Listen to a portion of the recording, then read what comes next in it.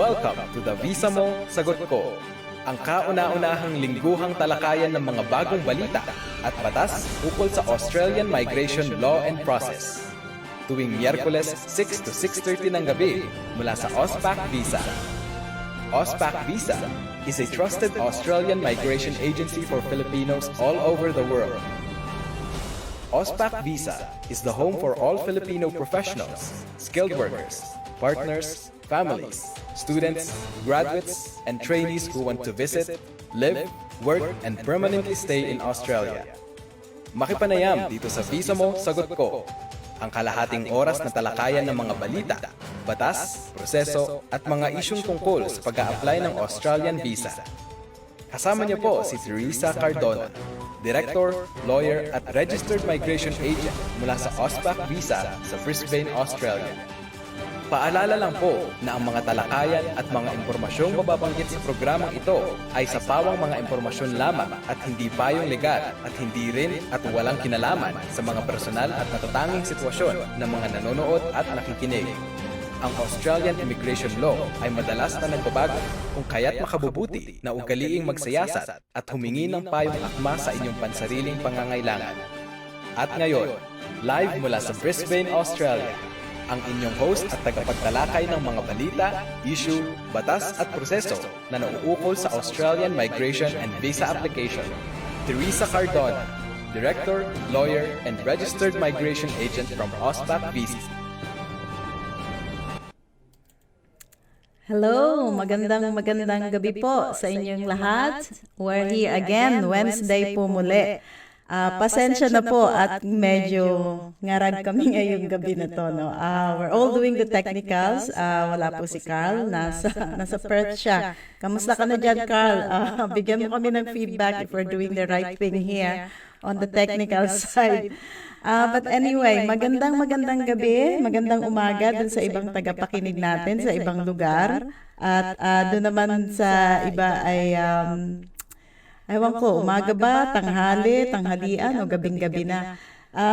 Paki-send naman po ng heart o ng like if you are there and if you are listening sa amin. At kung gusto nyo yung topic ngayon, kasi medyo maraming mga changes na nangyari ngayong linggong ito na maaaring maging epektibo ngayong July 1. Okay, so mga pagbati muna. Unahin natin ang mga pagbati ngayon. So nasaan na ba tayo? Let's see. Rona Sueta ako ang ating paboritong kliyente. Rona, magandang gabi. And si Ruth Radices, magandang gabi rin sa inyo. At syempre si Christy Balgasa, tinatawag niya ang kanyang kaibigan or something. Okay, so bukas po ay meron tayong interview mula sa SBS tungkol sa, again, mga pagbabago sa 485, breaking news itong 485. And then also, I think in the following week or in the next few weeks, there will be another interview mula sa SBS Filipino pa rin po. Sa inyong lingkod, doon naman ay pagtatalakay ng 491. So binabati natin si TJ, ang correspondent mula sa SBS. Nagpapabati rin siya ngayon at sabi ay huwag niyo daw kalimutang pakinggan yung bukas na talakayan tungkol sa 485, yung interview tungkol sa 485. So maraming salamat sa mga pumasok ngayong gabi at nakikinig sa amin. So mga pagbabago, ano ba yung mga pagbabago ngayon? No? So tingnan natin, bago yung application fee increase, tingnan muna natin yung mga processing delay. So maraming nagrereklamo, ano na nga ba talaga ang nangyayari sa immigration ngayong araw na to? At itong mga panahon na ito, alam niyo sa amin, hindi lang kayo ang frustrated. Kami rin po ay frustrated sa mga nangyayari dun sa masyado ng delays kahit na sa tourist visa or student visa. In fact, marami na nga rin yung mga nagsimula na at malapit na magsimula yung kurso pero hindi pa lumalabas yung kanilang visa grant. Unfortunately, again, it is what it is. Mukha yatang na-overwhelm ang ating departamento sa dami ng applications at ngayon ay sobrang bagal. Napakabagal ng processing. So, kaya nakaantabay lang kami kung ano yung darating sa amin na visa. Sa araw-araw parang patak-patak. Wala talagang ulan. No? Patak-patak ang kanilang mga approvals and visa grants. And also, if you have noticed, nakakatuwa, nakakaasar, o nakakaiyak, ang visa processing ngayon ay nagbago, mukhang nag-update ang immigration, no?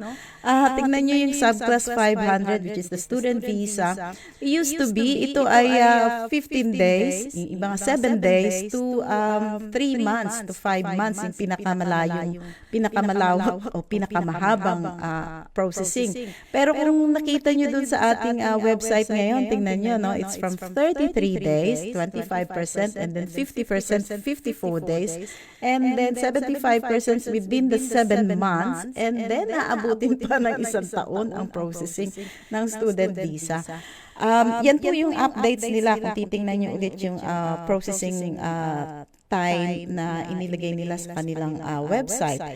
And then, para dun sa higher education sector na nung mga nakaraang buwan, nakukuha po namin ng 3 linggo, ngayon po ay mukhang nagtatagal talaga, no?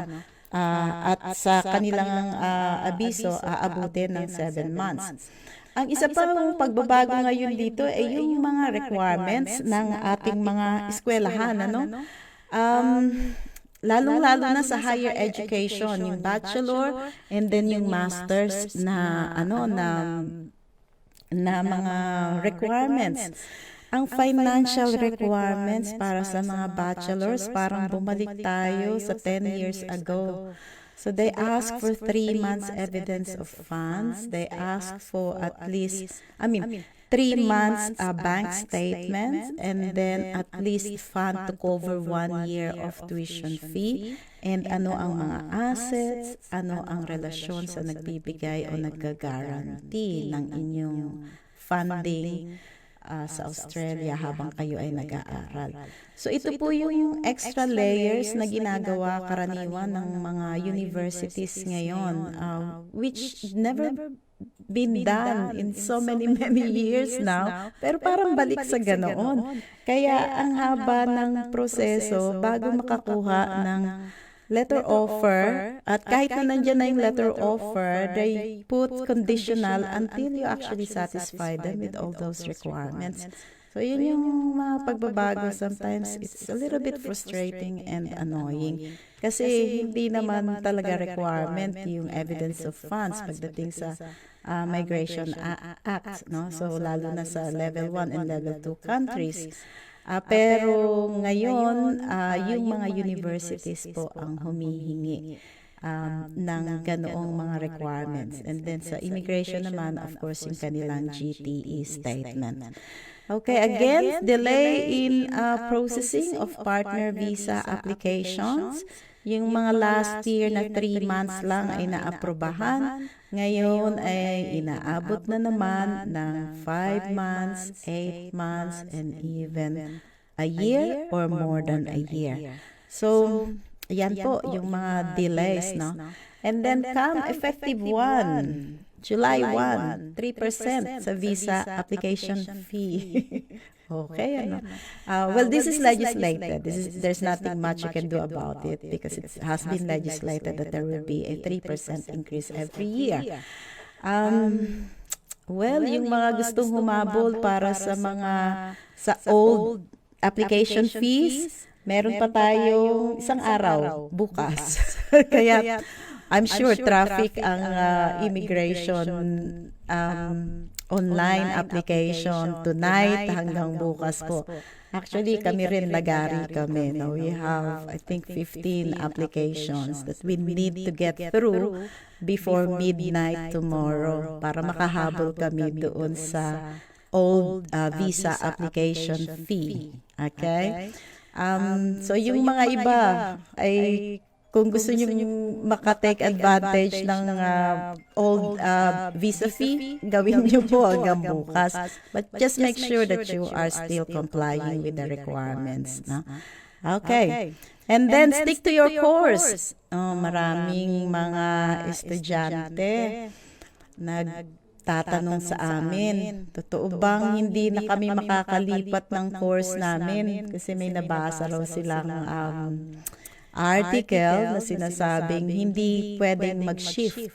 Hindi pwedeng magpalit ng course once na grant na yung visa. Kayo ba ay kasama doon sa mga sinasabi na yon? Okay? Kayo ba ay kasakop ng mga pagbabago na yon? No? Malinaw naman yung regulations, no? So nagdagdag ng conditions 8204A and 8204B. Pero ang sakop lang po niyan ay yung mga nasa higher education at saka yung mga nasa postgraduate, no? Kung saan kailangan niyo muna ng permit o ng abiso kung kayo ay lilipat ng course o kaya naman ay susulat kayo ng thesis. Yung topic nyo kailangan maaprubahan ng minister. So, when we say that, nasa postgraduate, no? So, ang mga kasama doon ay yung graduate certificate, graduate diploma, master's, and PhD. So, hindi kasama yung mga nasa lower courses, yung mga vocational. So, pwede pa rin magpalit just in case lang nagkamali kayo or bigla nyo hindi nagustuhan. But of course, dun sa terms and conditions nyo sa inyong college, it will still have to uphold, ha? So, standing pa rin yun. Tingnan nyo lagi yung terms and conditions na pinirmahan nyo with your college. Kung papayagan ba kayo or hindi. Alright, so I can see that we have a lot of audience tonight. And if you have any questions, nag-e-echo daw ako. Sorry, siguro masyadong malapit yung microphone. And maybe dahil din sa aking earphone. Okay, but anyway, if you have questions about all these changes at kung meron kayong experience na gusto nyong i-share sa amin, go ahead, pakilagay dun sa aming comment section. Now, let's go to 485. Okay? Breaking news. So, lumabas ito noong Friday last week, I think 24th of June, saying that kung sa bagay hindi na to bago sa aming mga sa aming occupation kasi nadidinig na namin to na gagawin talaga. Kaya lang wala pang legislation, wala pang batas, pero lumabas na last week yung batas at andyan nga sinasabi at dun sa batas na yon o yung amendment na yon, tinatanggal na yung requirement para sa nominated occupation at saka doon sa skills assessment. Ang kasakop lang po nitong pagbabago na ito ay yung mag-a-apply ng subclass 485 sa graduate work stream from July 1 to June 30, 2023. Okay? So this is a temporary arrangement. Hindi yan permanent, ha? So ibig sabihin, kung ano yung sistema ngayon, pwedeng bumalik yan after this temporary arrangement. But as far as the law is concerned, ang sinasabi dito ay epektibo ngayong July 1, walang requirements sa skills assessment, hindi na rin kayo required na maglagay ng nominated occupation nyo, pero ito ay mangyayari lamang para dun sa mag-a-apply ng graduate visa simula sa July 1 hanggang June 30, 2023. Pero sinasabi rin sa batas na magkakaroon o meron ding provision na maaaring ma-extend yan for another year. But there will be a legislative instrument to say whether it's going to happen or not, or whether it's going to be applied or not. So for now, ang short vision natin is only for 1 year. And then towards the end of June, so we will watch out and wait kung magkakaroon ng announcement kung yan ba ay ma-extend. Okay? So, Ngayon, mas madali ba para dun sa ating mga aplikante? Siguro mas madali dun sa iba, lalong-lalo na yung kumuha ng mga kurso na walang career outcome na nandoon sa listahan, yung MLTSSL. No? Remember, meron tayong listahan para sa 485.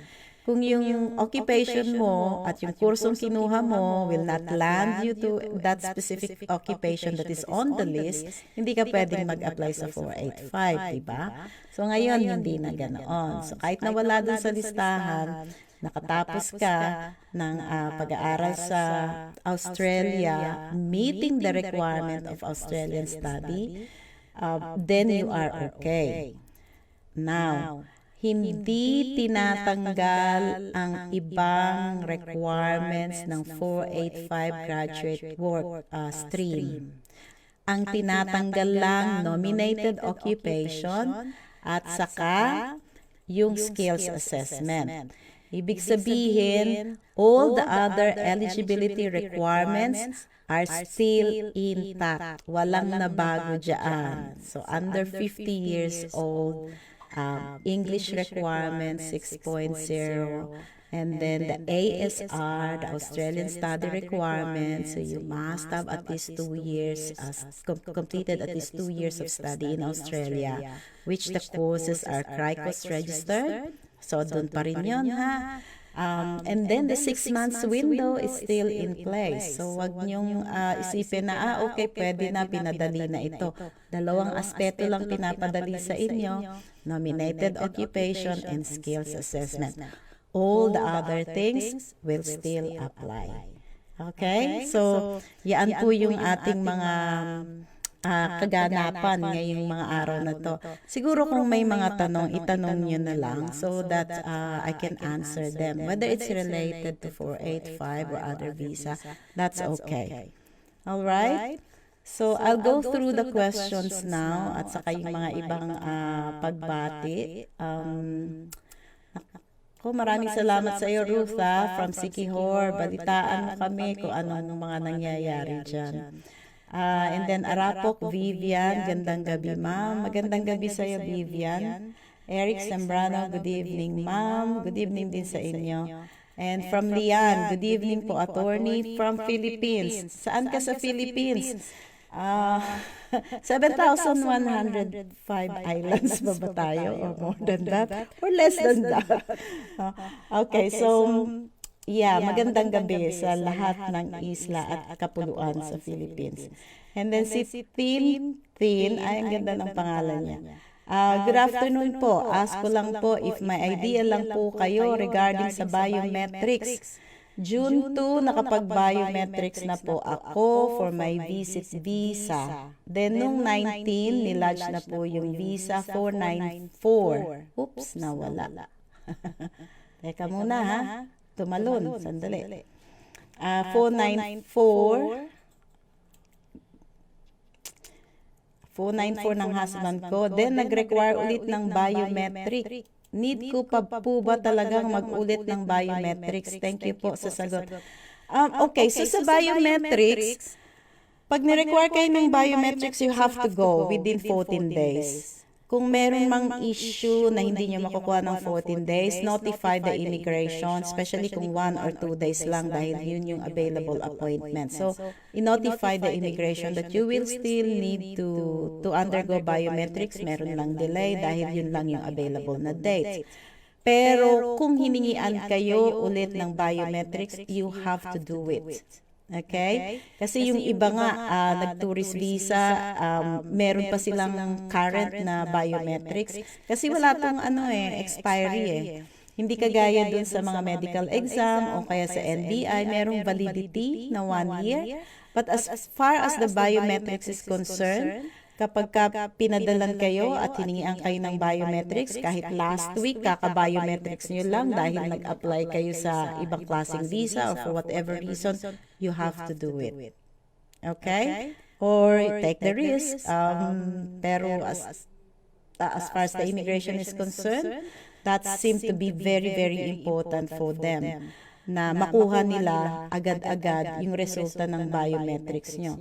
Pero what's funny is, madalian yung paghingi ng biometrics 14 days to a point that it creates expectations sa mga applicants na pag nag-biometrics sila, magkakaroon na agad ng visa outcome. Well, I think that was the vision of the department when they first did this, pero we all know that it's not happening. Even if you have submitted, done your biometrics, it could still take forever for them to act and to finalize your visa application. So, do not form that expectations. Nagawa ko na yung medical ko, nagawa ko na yung biometrics ko, sinabmit ko na lahat. That is the ideal situation, and that is the way you should comply, pero there is no expectation that it will be processed and finalized dahil natapos yun ang lahat yun.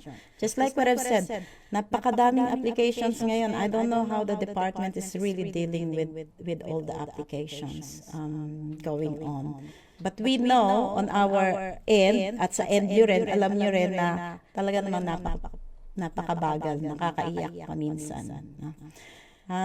Anyway, let's do another question. So, and mga pagbate, thank you very much, May. And thank you very much for our Japanese audience. Good morning po, Ma'am Teresa. Naku, good morning, nasaan ka ngayon? Nasa Japan siguro. And then Dayanara Macon. Hi, Miss Teresa. Ano na po kaya ang assessment level ng Pinas? Salamat po. Assessment level for subclass 500? We're still in level 2. And, of course, yung pagdating sa pag-apply ng visa, ang bawat college and bawat university, they also have the assessment level. Kaya minsan makikita nyo, iba yung requirements dun sa ibang eskwelahan, iba rin naman yung requirements dun sa ibang eskwelahan. It's mainly because they are also assessed by the immigration according to their level of compliance at according to the levels ng maintenance nila ng enrollment and yung mga kung marami silang pasaway at maraming nawala. So bumababa yung level ng mga eskwelahan. Bumababa ba? O sinasabing, actually, bumababa dahil bumababa yung reputation nila. Pero in terms of numbers, tumataas. Nagiging parang 3 instead na level 1. Okay, so Celine MB, how about po yung graduate and diploma course? When you say graduate and diploma course, is that post-bachelor? That's a higher degree, so you don't belong to GWS. You belong to the other one, the post-study stream. Edna, good evening, ma'am. Good evening din sa iyo. And then, Celine MB, what's your take po in taking leadership and management? 3 po nilapitan ko na agency, puro yan ang nire-recommend. Well, Celine, leadership and management is a very popular program in Australia because it's quite generic. You can apply whatever skills that you can acquire by studying the program. Pero yung tanong mo kung anong mangyayari, what's my take? Well, short term, kung andito ka sa Australia, gagraduate ka ng leadership and management, completing 92 weeks.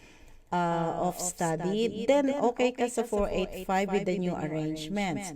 Pero if you're looking at the long term, it's still not on the list. Okay? So, baka magkaroon ng problema later on kapag ka nag-revert sa situation na ngayon, na mangangailangan na naman ng nominated occupation at mangangailangan na naman ng skills assessment. Okay? Alex Presby, hello po. Hello rin sa iyo, Alex. Okay, so I'm looking for more questions. For me, I still have 5 minutes to answer your questions, so which is really good for others who want to ask questions.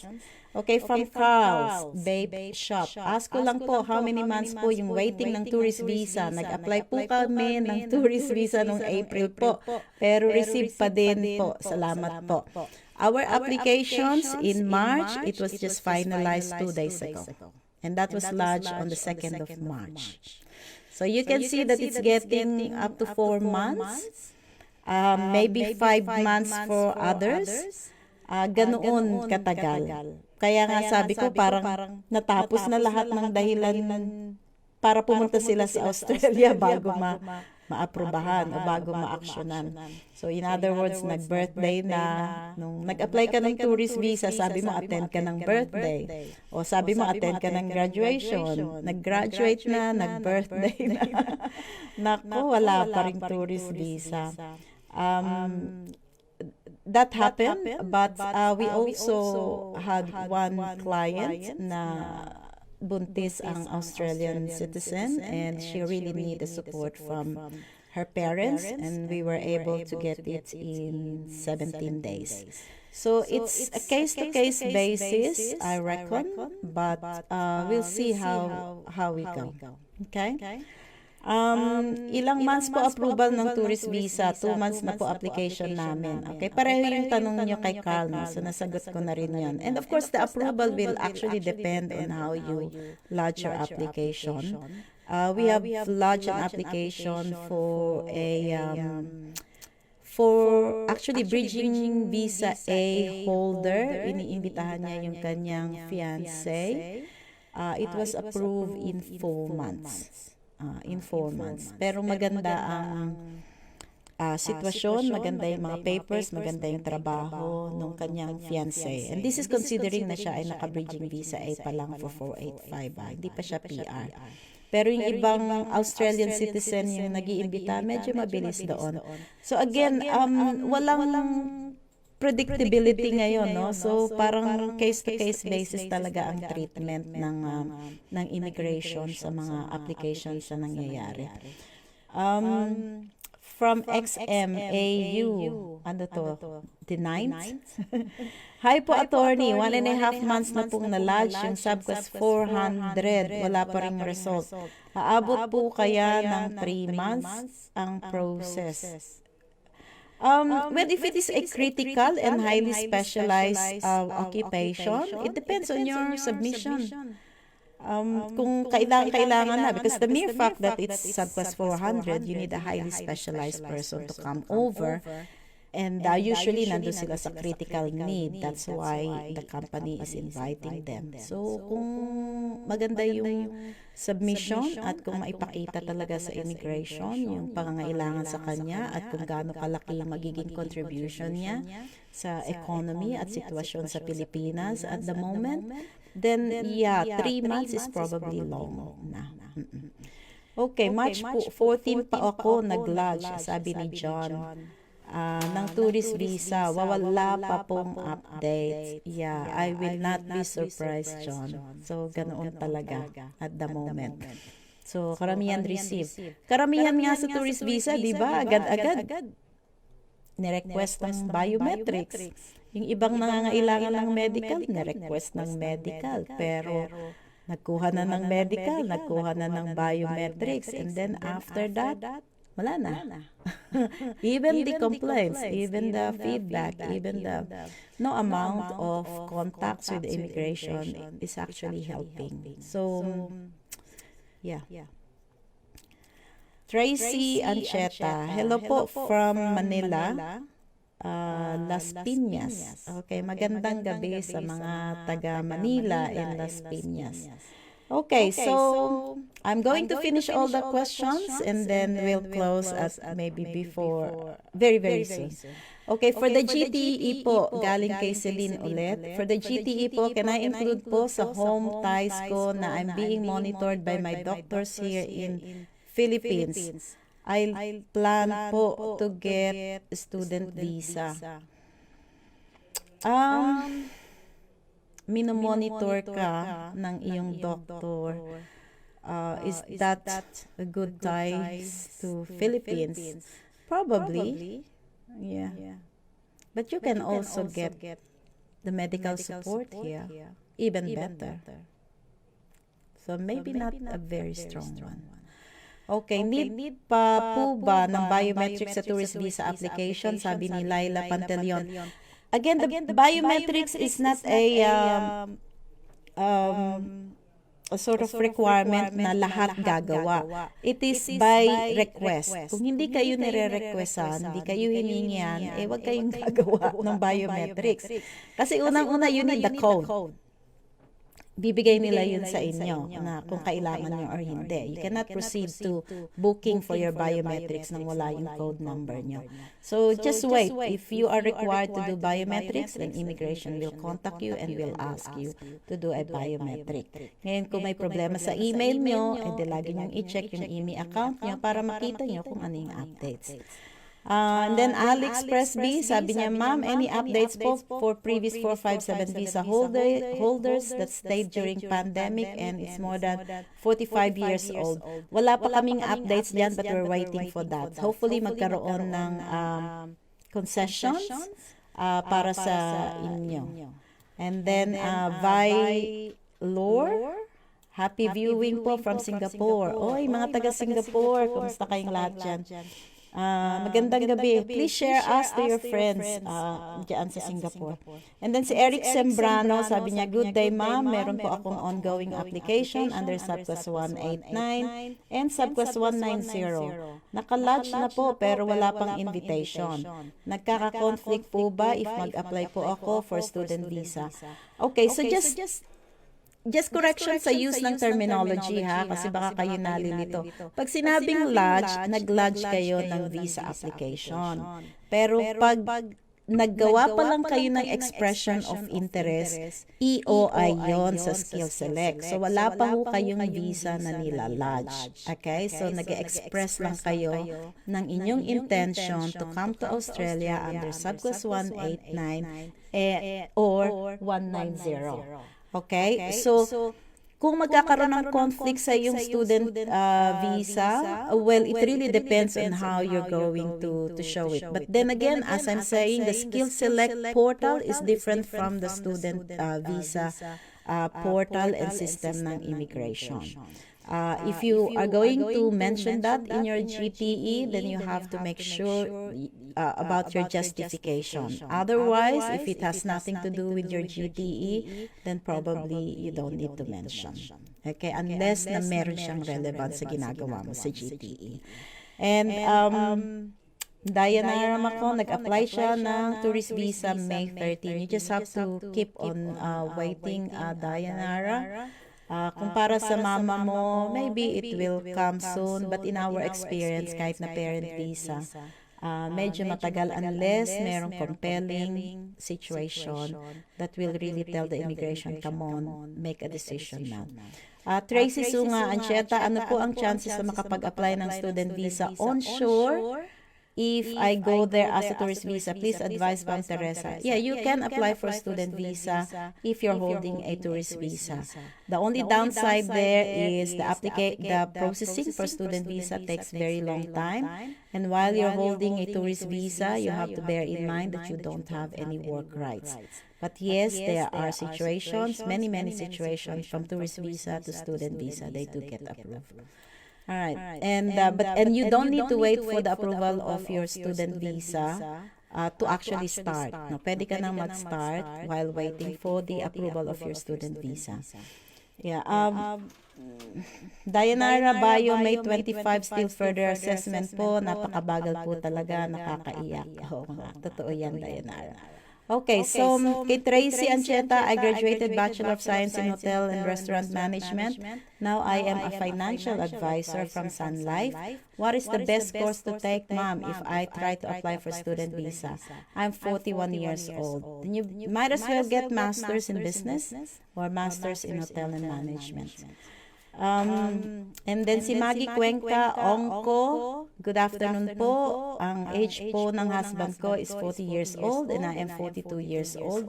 Ano po kaya ang mas okay na pathway to get in Australia as student po ba? Ay magta-try po for skilled migration. My husband po is in IT industry.